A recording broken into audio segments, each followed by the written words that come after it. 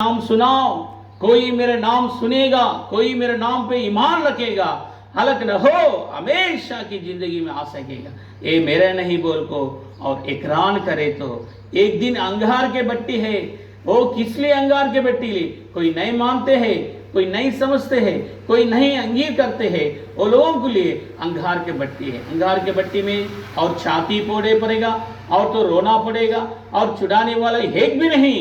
खुदावन यीशु मसीह इस सुबह लेकर आप लिए और घरवार लिए आपकी जिंदगी में नजात देने वाला, शांति देने वाला, आपके घर को बरकत देने वाला है। दुनिया में देख सकते हर एक इंसान देखो और पूछे तो हर भाई आपकी जिंदगी में कैसे है? अरे बरकत नहीं और तकलीफ से जीते हैं, दिन सौ काम करते हैं, दिन सौ सालों से काम करते हैं और तो नौकरां करते हैं, किसमें भी आदमी को और नजात नहीं। खुदा के पास आए तो आपकी जिंदगी में नजात मिलेगा। यही रास्ता है, ये खुदा का कलाम बताते हैं। हो कोई है तकलीफ है, कोई और तो बीमार से है और तो बीमार से जीने वालों को उठाने के लिए, अंधे को आंखें देने के लिए खुदावनी यीशु मसीह दुनिया में है। इसलिए तेरे लिए मेरे लिए मर गया और घर गया, दूसरा दिन जी उठा है, वो बिरहाने वाले। इसलिए खुदा के कलाम बताते हैं, कोई दिल साफ रहेगा वो खुदा को जरूर देख सकते, दिल नहीं साफ रहेगा वो नहीं देख सकते, बोल को खुदा के कलाम बताते हैं।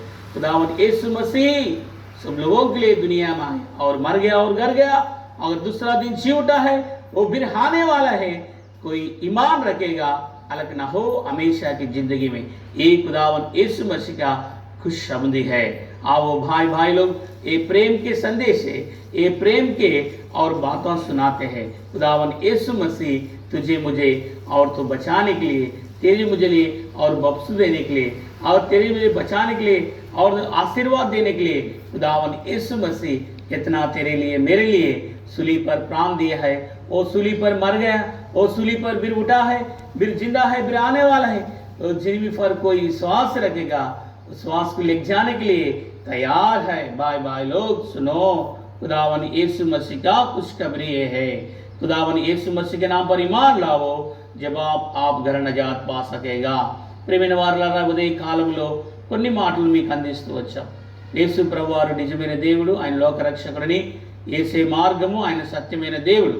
ఒకవేళ మీరు యేసు ప్రభువును తెలుసుకోవాలంటే ఈ క్షణమే ఉన్న స్థలంలో యేసయ్యా నేను పాపిని, నా పాపమును క్షమించమని ఒప్పుకుంటే యేసు ప్రభువారు పాపములు క్షమిస్తాడు. ప్రభువైన యేసు నందు విశ్వాసం ఉంచండి, అప్పుడు మీరు మీ ఇంటి వారిను రక్షణ, పాప క్షమాపణ పొందేది.